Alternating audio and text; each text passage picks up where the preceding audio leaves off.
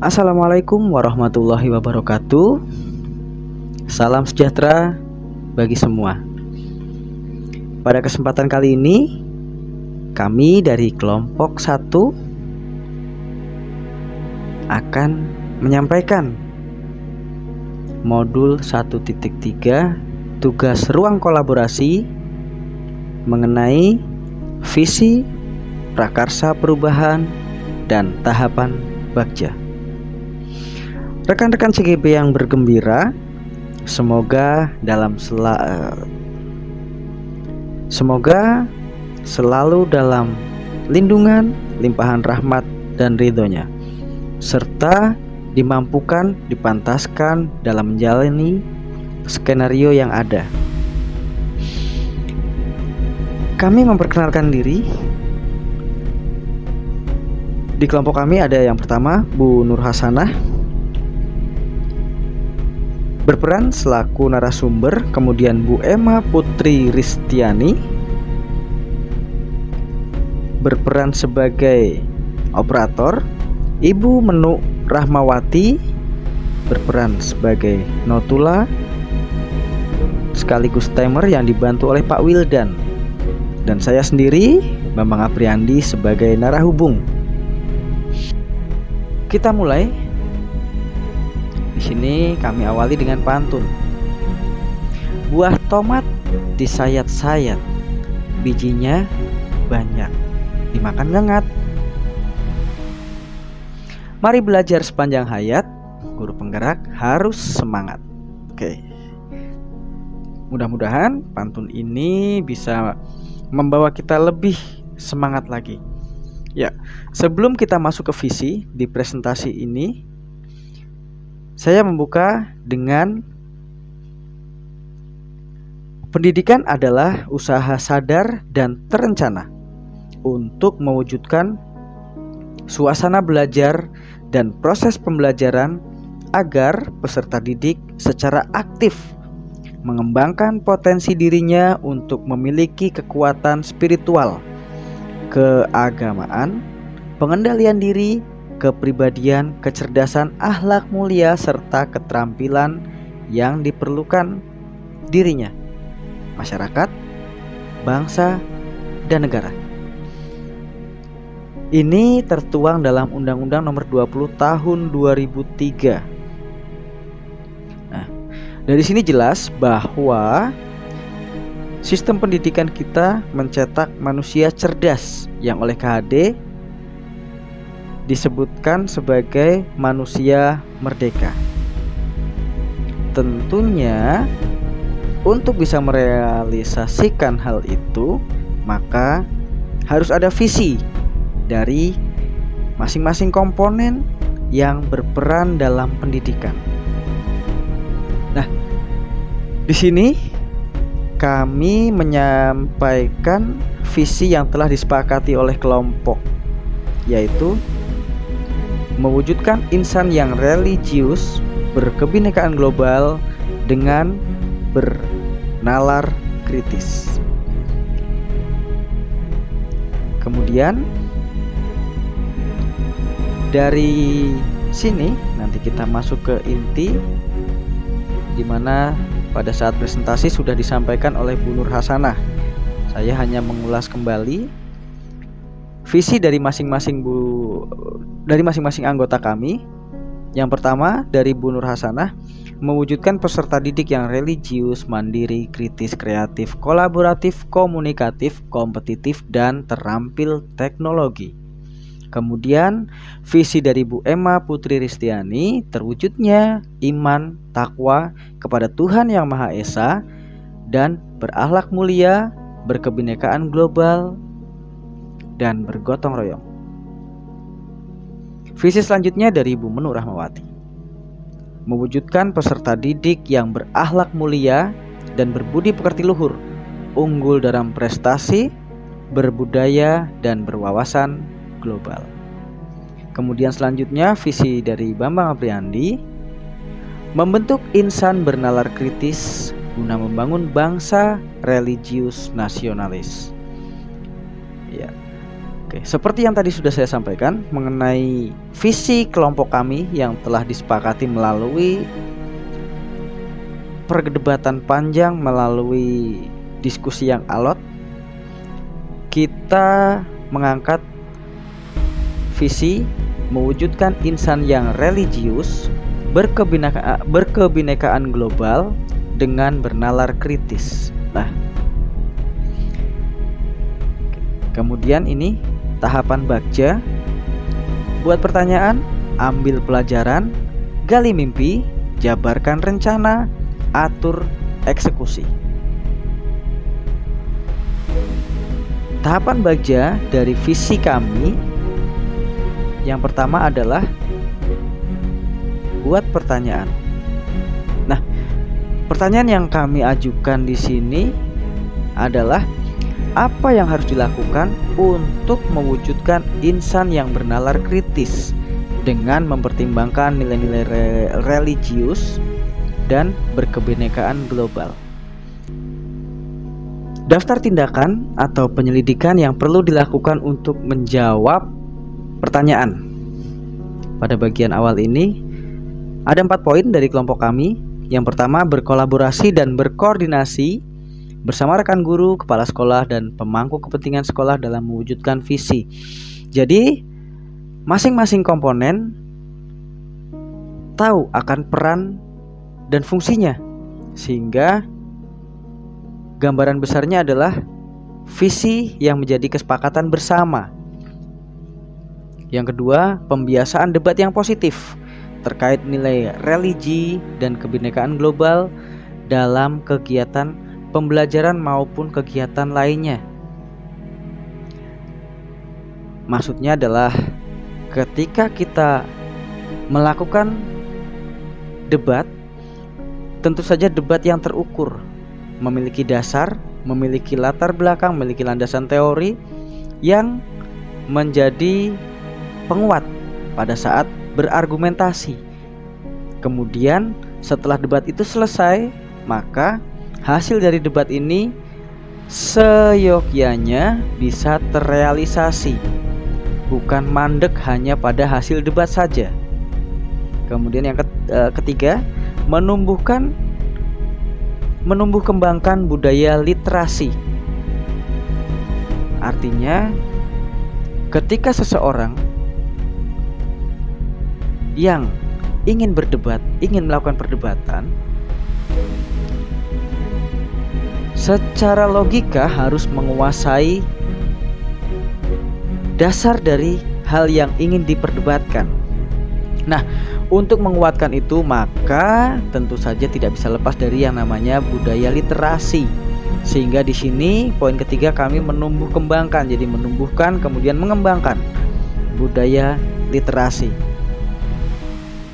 Yang keempat, mencari berbagai sumber referensi mengenai perwujudan insan yang religius, berkebinekaan global dengan bernalar kritis. Dari poin ini artinya adalah penjabaran atau aplikasi dari bernalar kritis pada bagian bidang religius, kemudian bidang kebinekaan, yang mana dengan bernalar kritis kita bisa memahami agama dengan benar, kita bisa mengurangi benturan dari perbedaan, baik itu beragama maupun yang lainnya.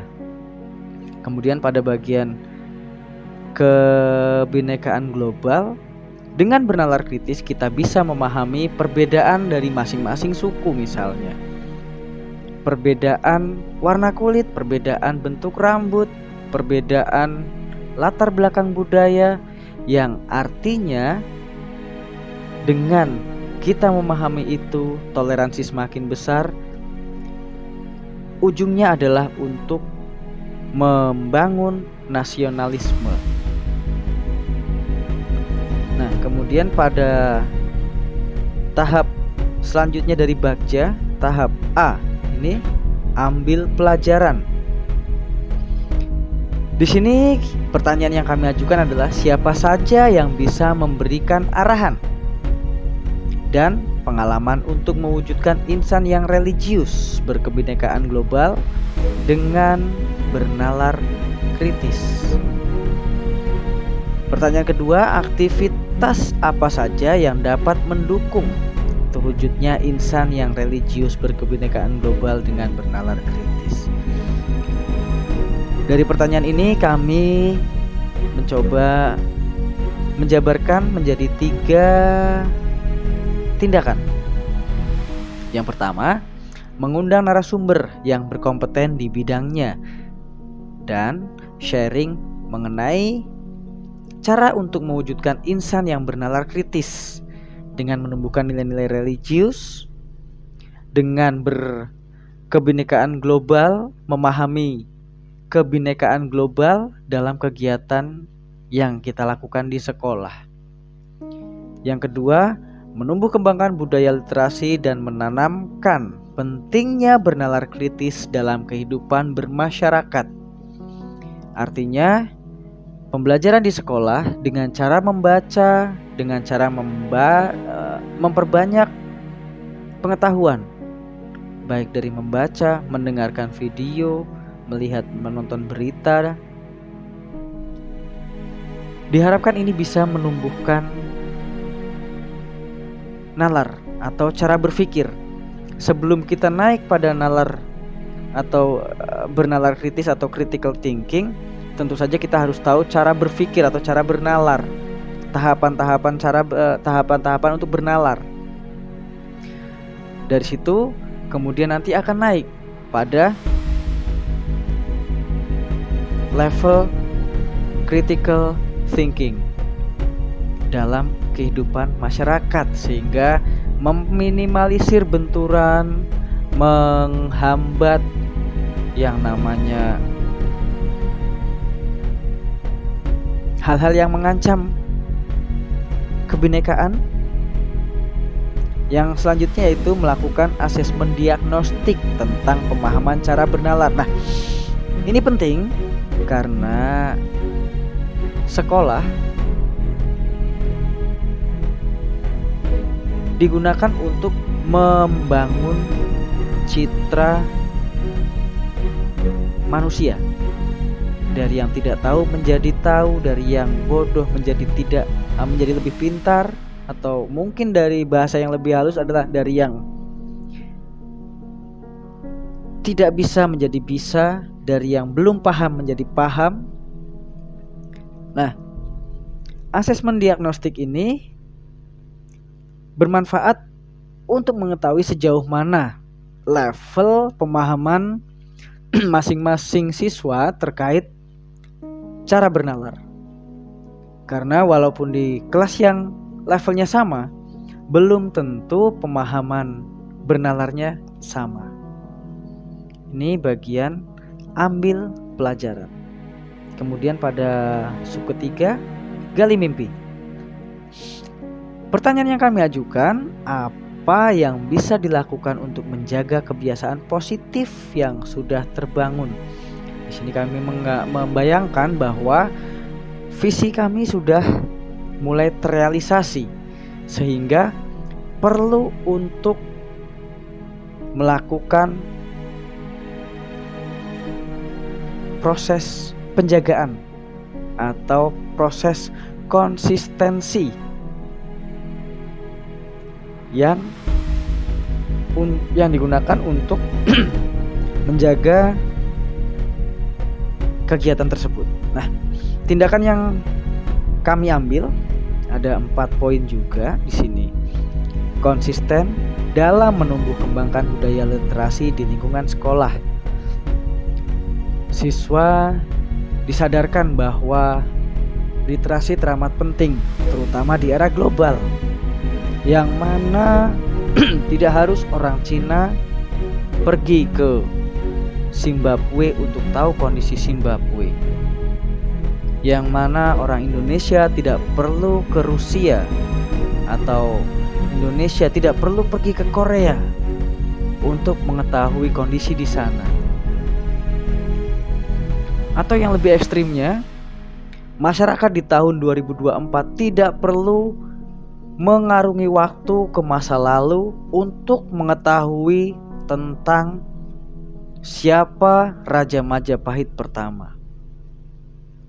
Apa yang telah dilakukan oleh Sultan Agung di masa kepemimpinannya. Dengan menumbuh kembangkan budaya literasi ini, diharapkan meningkatkan kesadaran akan pentingnya kebinekaan dan menghargai perbedaan antar budaya. Karena jelas dari membaca kita tahu, oh ternyata budaya orang-orang atau suku di Pulau Sumatera itu seperti itu, di suku Jawa seperti ini, di bagian Kalimantan memiliki budaya yang berbeda. Dari sana kita bisa saling menghargai perbedaan yang ada. Kemudian menjalankan praktik keagamaan secara konsisten dan disiplin. Seperti di awal kegiatan belajar membaca, kegiatan belajar mengajar, membiasakan untuk membaca Asmaul Husna. Kemudian ada hafalan surat-surat pendek. Kemudian membiasakan untuk sholat berjamaah, sehingga guru dan murid ini bisa bersama-sama untuk membuat harapan mengenai visi mewujudkan insan religius berkebinekaan global dengan bernalar kritis. Intinya tidak hanya guru saja atau sekolah saja atau stakeholder saja yang memiliki visi itu, tetapi bersama dengan siswa, di mana siswa menjadi objek yang akan kita bentuk, akan kita wujudkan nantinya memiliki nalar kritis sehingga mereka menjadi insan religius yang memiliki kebinekaan global. Dari gali mimpi kita masuk ke jabarkan rencana. Nah, untuk jabarkan rencana di sini yang pertama, berapa lama waktu yang dibutuhkan. Yang kedua, bagaimana cara mengukur kemajuan dari proses tersebut. Yang ketiga, usaha apa yang dapat dilakukan untuk mewujudkan insan bernalar kritis sesuai nilai religius dan kebinekaan global. Tentunya tindakan yang pertama kami lakukan yaitu membuat daftar capaian target. Dalam 1 minggu, dalam 1 bulan, target kami apa? Target yang ingin kita raih apa? Dari proses untuk mewujudkan visi tadi. Misalnya, pertama literasi. Literasi masih kita breakdown. Bagaimana mereka cara membaca? Sudahkah benar cara membacanya? Dalam artian bukan hanya membaca kata atau kalimat, tetapi lebih pada esensi dari kalimat yang mereka baca. Kedua, capaiannya misalnya, setelah mereka paham cara membaca, mereka harus bisa mengambil inti yang mereka baca. Setelah itu proses selanjutnya yaitu setelah bisa mengambil intinya, mereka bisa memaparkan, menyampaikan, mengkomunikasikan inti yang mereka dapatkan dengan cara mereka, dengan bahasa, dengan tutur kata mereka, sehingga target capaiannya jelas. Nah, itu sebagai contoh untuk daftar capaian, sebagai jawaban menentukan berapa lamanya waktu yang dibutuhkan. Yang kedua, mencatat setiap kemajuan dalam proses. Ini penting supaya tidak mengulang proses. Jadi kalau dalam penelitian tindakan kelas atau PTK ini ada yang namanya siklus. Dari siklus 1 ke siklus 2 atau dari prasiklus ke siklus 1. Di sini kita catat apa yang sudah bagus, apa yang harus dihapus, apa yang sudah meningkat, apa yang masih terikat. Nah, sehingga kalau sudah tahu seperti itu, yang masih terikat kita uraikan, sehingga di siklus kemudian, di siklus ke depan terjadilah kemajuan untuk proses selanjutnya.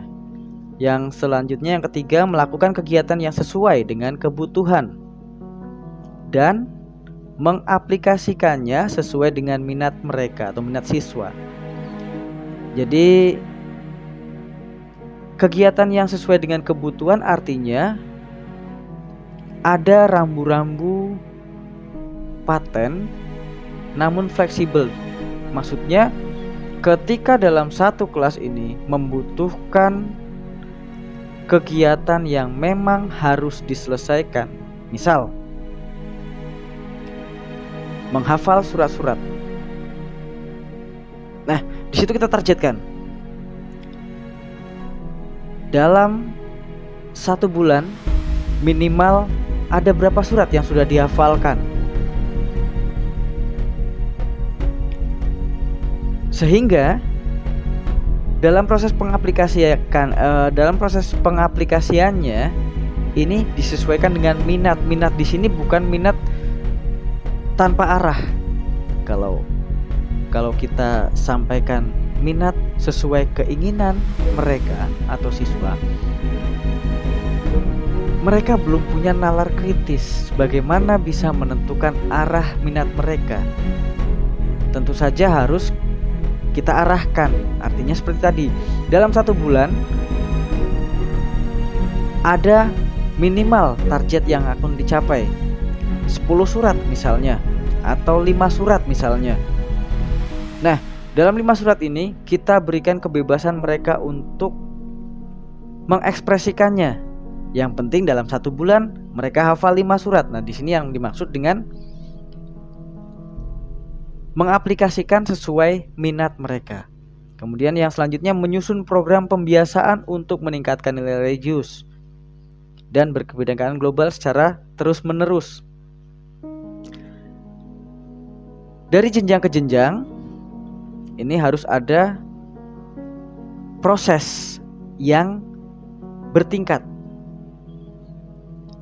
sehingga nantinya akan terukur. Seperti di kurikulum Merdeka pun ada fase dari A, B, C sampai fase F. Tentu saja itu namanya berjenjang. Nah, jenjang-jenjang tersebut adalah program yang harus diselesaikan, sehingga siswa capaiannya jelas.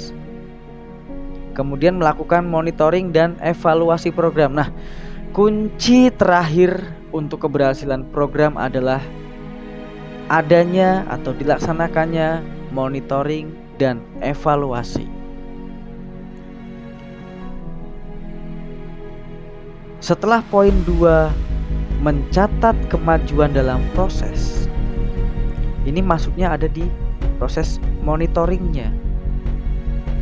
Catatan-catatan kita kumpulkan, kita telaah, kita analisa, sehingga terbentuklah satu hasil. Nah, hasil ini kita evaluasi. Seperti tadi, mana yang sudah bagus, mana yang harus dihapus, mana yang sudah meningkat, mana yang masih terikat kuat gitu ya. Sehingga kita bisa menguraikan, membreakdown lagi. Ini bagian jabarkan. Dan di akhir yaitu atur eksekusi. Ada 3 pertanyaan.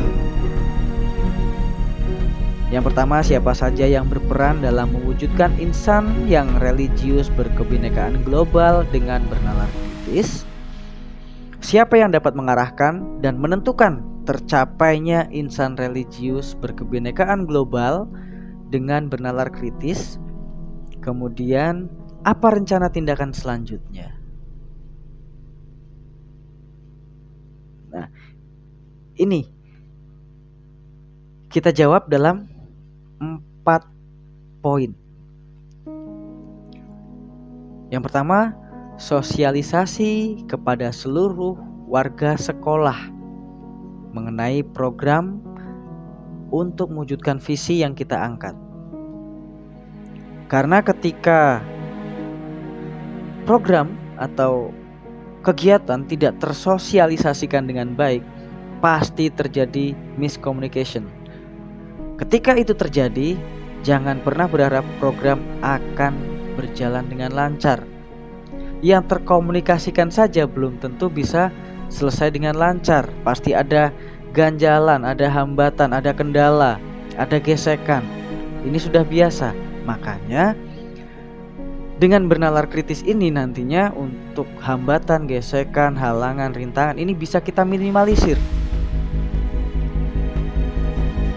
Tentunya dengan cara penyampaian yang sesuai dengan level mereka. Jangan menyampaikan pada siswa dengan level S3. Ini nggak nyambung. Begitupun sebaliknya. Nah, yang kedua, menyiapkan wadah diskusi bersama murid untuk dapat berpendapat dan menyampaikan ide dan gagasan mereka. Intinya, ketika kegiatan diskusi ini berlangsung, murid-murid sudah punya bekal dari literasi di awal yang sudah kita bangun. Tinggal mendorong mereka untuk bisa, untuk berani, untuk mampu menyampaikan ide dan gagasan. Atau dengan bahasa yang lebih tinggi lagi, mereka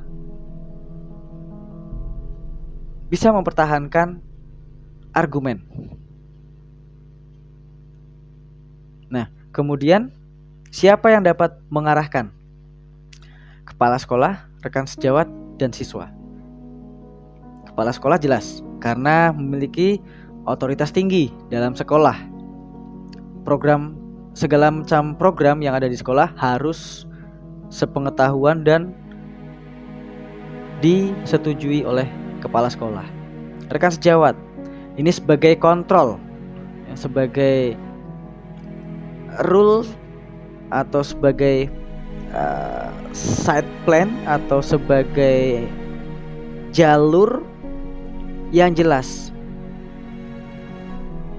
Dengan bahasa awam adalah sebagai komentator. Ketika salah, minta masukan. Ketika benar, tolong ada masukan juga. Jadi tidak serta-merta hanya melihat saja, tidak.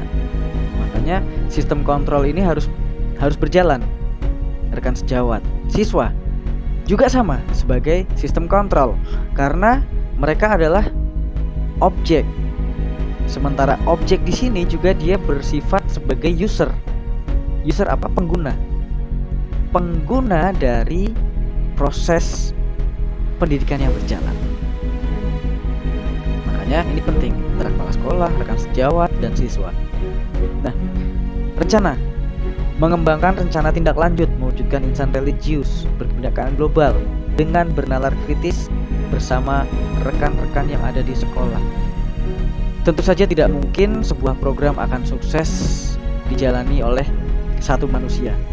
Seperti di kegiatan sebelumnya yang pernah kami sampaikan bahwa bukan lagi zamannya Superman, tapi ini zamannya super team. Sehingga peran dan fungsi masing-masing anggota ini sangat jelas.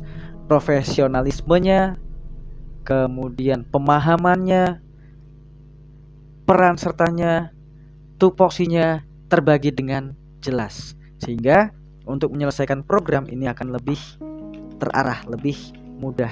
Kemudian pada sesi selanjutnya yaitu sesi tanya jawab.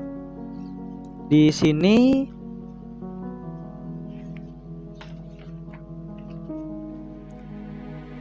pertama ada Ibu Lili menanggapi masalah terkait narasumber, mengundang narasumber yang kompeten. Nah, pertanyaannya mengundang narasumber yang kompeten.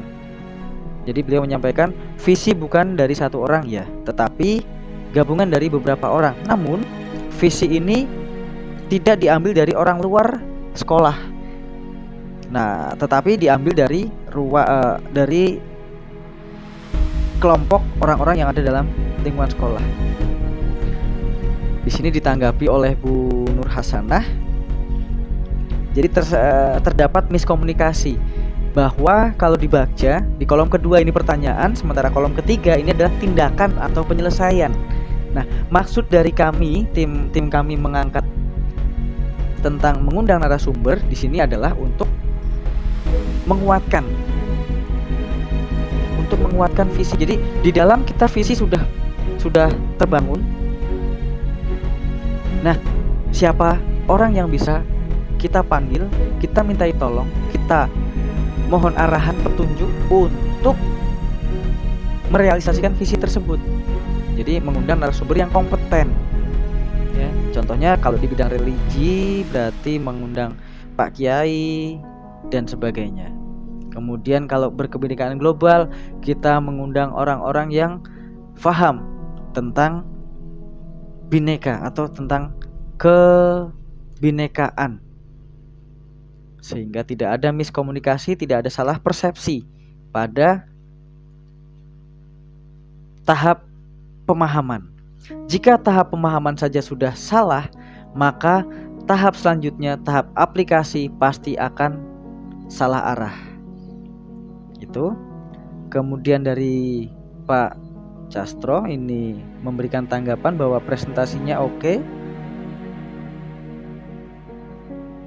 Simpulan visi ini ada 3 yang beliau sampaikan. Religius, berkebinekaan, bernalar kritis. Ini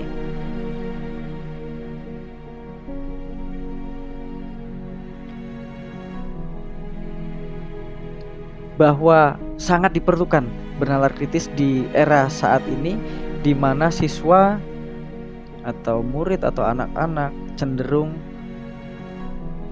menyimpulkan sesuatu secara instan. Nah, pentingnya bernalar kritis adalah supaya tidak instan dalam menyimpulkan sesuatu. Itu ya tanggapan dari Pak Castro. Kemudian dari Bu Sofia Mafaza, visi cukup bagus tanggapannya, sangat dibutuhkan untuk generasi sekarang. Nah, terkait pertanyaan ini beliau mengangkat mengenai literasi. Pertanyaannya, untuk anak-anak, kegiatan yang bisa membentuk karakter religius, menerima perbedaan atau berkebinekaan global dan bernalar kritis, ini wujudnya seperti apa? Tidak terkait dengan jenjang. Jadi secara global ini wujudnya seperti apa? Nah, ini ditanggapi oleh Bu Nur. Jadi literasi, yang pertama adalah pemahaman tentang literasi. Literasi ini tidak hanya semata-mata terkait membaca, tidak.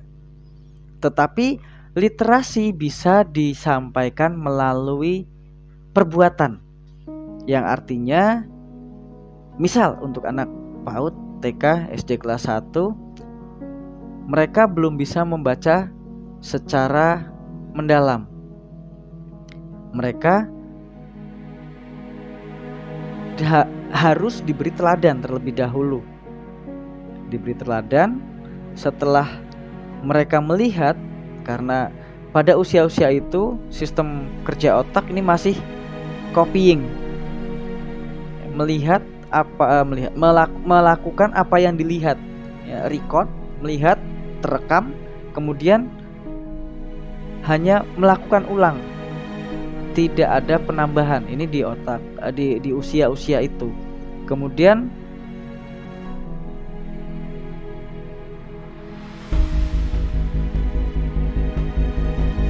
untuk SD ini bisa mendongeng.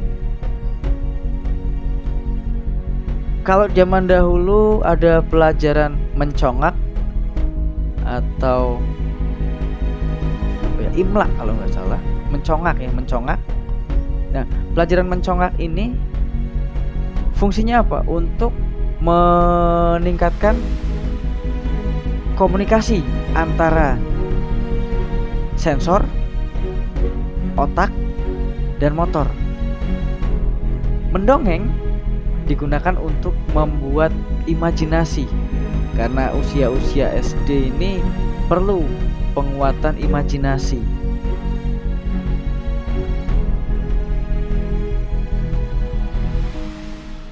Kemudian tidak membeda-bedakan, dalam artian tidak membeda-bedakan adalah terkait perbedaan yang ada. Jadi beliau mencontohkan zaman dulu kalau bullying, kalau sekarang disebut bullying, kok ireng temen karena kulitnya hitam. Itu kalau zaman dahulu fine-fine saja karena memang beda generasinya. Tapi kalau sekarang dengan kata-kata seperti itu, ini bisa terjadi gesekan yang luar biasa. Bahkan yang lebih parah adalah bisa sampai berkelahi. Nah, kemudian nalar kritis ini dengan cara literasi yang konsisten. Kemudian ditambahkan oleh Bu Menu pembiasaan diskusi.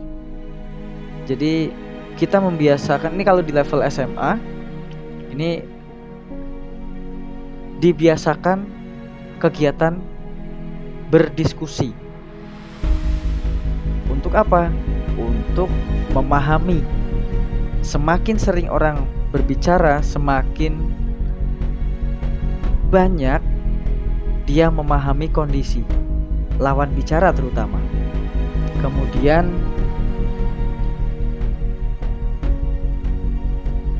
mereka terbiasa untuk menyampaikan gagasan. Nah, yang kedua adalah sadar media sosial. Artinya sekolah ikut campur dalam memantau penggunaan media sosial. Jadi kalau di tempat Bu Menu yang dipraktekkan ini adalah melakukan razia HP. Artinya bukan berarti kita mencampuri urusan individu siswa, tidak, tetapi justru dengan seperti ini kita bisa mengontrol sejauh mana penggunaan media sosial oleh siswa, apakah ke arah positif atau ke arah yang lebih negatif. Karena jangankan orang yang tidak punya nalar kritis, orang yang sudah punya nalar kritis pun terkadang ketika membaca status ini di otak mengartikan adalah sebuah sindiran, yang akibatnya terjadilah seperti tadi gesekan, terjadilah miskomunikasi. Makanya ini sangat bagus program yang dilakukan oleh Bu Menu. Nah, ditambahkan lagi juga oleh Bu Emma tentang nalar kritis jenjang SD. Di SD yang dilakukan oleh Bu Emma, metodenya adalah demonstrasi. Setelah demonstrasi, siswa diminta untuk mengamati. Setelah paham, siswa diminta untuk melakukan atau mempraktekkan. Jadi hampir sama dengan yang disampaikan oleh Bu Nur tadi, yaitu teladan. Nah, contoh yang diberikan oleh Bu Emma adalah pembuatan atau praktek mengenai elektromagnetik. Konsep yang dilakukan, pertama, memberikan contoh proses pembuatan elektromagnetik. Ada sebatang besi dililit dengan tembaga, kemudian tembaga dialiri arus listrik, mungkin dengan baterai DC yang tidak berbahaya. Nah, ini dilakukan berulang-ulang sampai anak ini benar-benar paham. Ketika tidak paham, mereka diberikan waktu untuk bertanya. Selanjutnya, setelah mereka paham, mereka mempraktekkan. Nah, ketika mereka mempraktekkan, ini diminta untuk mengingat prosesnya dari awal sampai terbentuknya elektromagnetik. Fungsinya apa? Untuk membuat laporan. Dari laporan ini nantinya kita naikkan pada penyajian laporan atau presentasi. Dari presentasi yang disampaikan, endingnya adalah untuk menumbuhkan rasa menghargai. Kenapa? Karena pada saat proses presentasi, setelah presentasi diberi sesi tanya jawab. Nah, tanya jawab di sini fungsi kegiatan ini adalah untuk saling memahami karakter masing-masing peserta. Karena kalau memang satu anak dengan anak yang lain polanya sama, cara berpikirnya sama, cara penyampaiannya sama, tetapi ada beberapa anak yang latar belakang keluarganya berbeda, latar belakang budayanya berbeda. Ini pasti saat penyampaian pertanyaan itu pasti akan berbeda, baik dari logat, dari nada, itu pasti berbeda. Makanya fungsinya tadi untuk bisa menghargai. Dan ini juga untuk menjawab tentang malu bertanya. Karena memang dari kecil saya sendiri mengalami bahwa selama sekolah selalu hanya diminta untuk menjawab. Jawablah pertanyaan berikut dengan tepat misalnya. Cuman bedanya di waktu pendidikan di era itu masih ada pelajaran bahasa Indonesia di mana setiap kali tes, setiap kali ulangan ada soal tentang mengarang. Nah, dari mengarang, kalau orang siswa yang literasinya rendah, cara dia tulisan yang dia hasilkan itu pasti monoton. Kata yang digunakan hanya itu-itu saja, hanya dibolak-balik pada barisnya dan tidak bervariasi.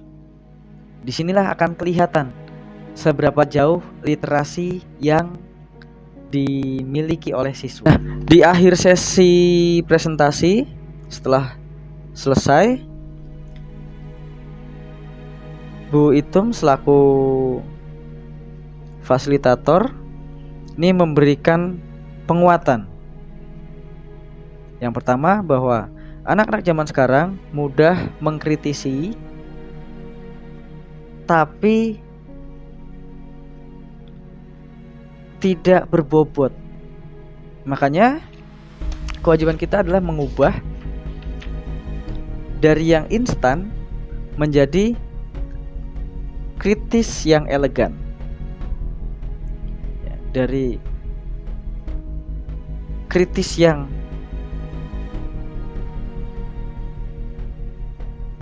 dangkal menjadi kritis yang profesional. Nah, penguatan kedua yaitu terkait bullying. Jadi untuk bisa kita memahami anak-anak usia saat ini, maka kita perlu menyelami kehidupan mereka. Kemudian kita masuk menjadi teman mereka. Nah, ketika kita sudah menjadi teman, akan timbul rasa nyaman. Ketika nyaman, pembelajaran yang menyenangkan ini bisa terrealisasi. Dan bedanya, kalau zaman dulu ketika dibully, ini menimbulkan dendam positif. Artinya apa? Ketika ada seseorang dibully, misalnya, "Kok kamu bodoh sekali," itu menjadi semangat. Saya akan buktikan bahwa saya tidak bodoh. Nah, dari ungkapan tadi, "Kamu bodoh sekali," itu timbul semangat. Saya tidak pengen nih dianggap bodoh. Saya belajar giat supaya tidak dianggap bodoh. Berbeda dengan yang sekarang. Kalau anak-anak sekarang ketika dibilang "kamu bodoh sekali," ini cenderung ke arah baper, mudah termakan isu, yang akhirnya menimbulkan dendam negatif. Dendam negatif di sini bukan semangat untuk menjawab tantangan tadi, tetapi malah membalas dengan hal-hal yang tidak sesuai, pengeroyokan atau persekusi, kemudian pelecehan, kemudian permusuhan, dan selanjutnya bahkan bisa mewujudkan atau memicu tawuran. Itu hasil presentasi dari kelompok 1, kelompok kami, terkait tugas ruang kolaborasi 1.3.A.5. Demikian, mohon maaf jika ada tutur kata yang memang tidak nyaman didengar atau tidak pas, karena kami hanya manusia biasa. Jika ada kebenaran datangnya dari Yang Maha Benar. Kami akhiri. Assalamualaikum warahmatullahi wabarakatuh. Terima kasih.